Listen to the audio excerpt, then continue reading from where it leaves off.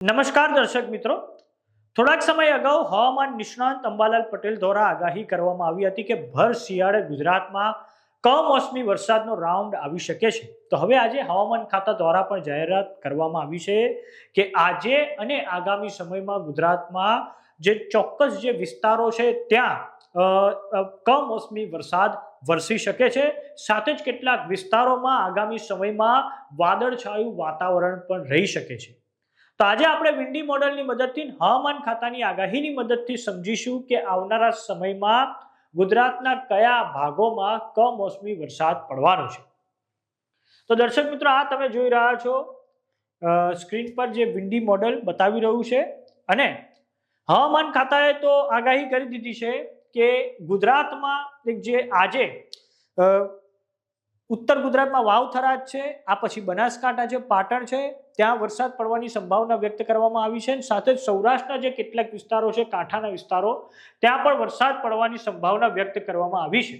Windy મોડલની વાત કરીએ તો વિન્ડી મોડલ આવતીકાલે ઉત્તર ગુજરાતના જે ચોક્કસ વિસ્તારો છે ત્યાં વરસાદ પડવાની આગાહી વ્યક્ત કરી રહ્યું છે. કચ્છના જે અમુક વિસ્તારો છે ત્યાં, આ પછી જે વાવ-થરાદનો વિસ્તાર છે, બનાસકાંઠાનો વિસ્તાર છે અને પાટણમાં આવતીકાલે કમોસમી વરસાદ વરસી શકે છે. હવે આપણે હવામાન ખાતાની આગાહી પર નજર કરીએ કે એમના દ્વારા શું આગાહી કરવામાં આવેલી છે. તો દર્શક મિત્રો, હવે આપણે હવામાન ખાતાની આગાહીની મદદથી સમજીએ કે આજે ગુજરાતના કયા ભાગોમાં વરસાદની આગાહી કરવામાં આવેલી છે.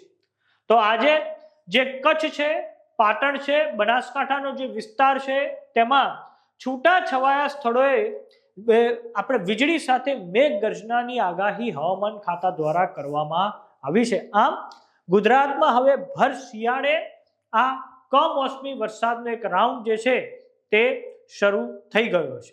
તો દર્શક મિત્રો, આ જે કમોસમી વરસાદ છે તેના કારણે જે ખેડૂતોનો જે ઊભો પાક છે તેને ખૂબ મોટા પાયે જે છે એ નુકસાન થવાની ભીતિ છે અને તેના કારણે હવામાન ખાતાએ એવું પણ કહ્યું છે, ખેડૂતો માટે એક એડવાઇઝરી જાહેર કરવામાં આવી છે કે જે ઉત્પાદિત પાક છે તેને સલામત સ્થળે ખસેડવામાં આવે.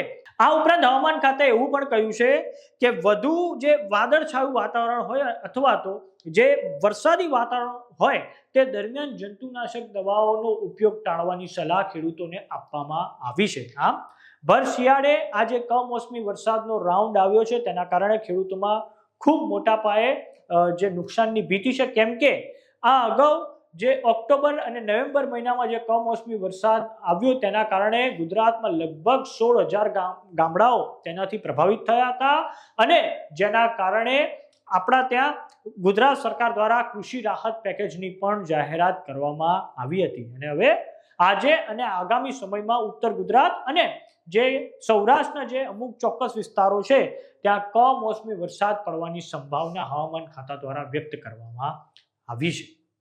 તો આ બાબતે આપનું શું માનવું છે અમને કોમેન્ટ બોક્સમાં લખીને જરૂર જણાવો. જો તમે અમને યુટ્યુબ પર જોઈ રહ્યા તો સબસ્ક્રાઇબ કરો, જો તમે અમને ઇન્સ્ટાગ્રામ અને ફેસબુક પર જોઈ રહ્યા તો ફોલો કરો. સાથે જ અમારી વોટ્સઅપ ચેનલ આવી ગઈ છે, જોઈન કરવાનું ના ભૂલતા. નમસ્કાર.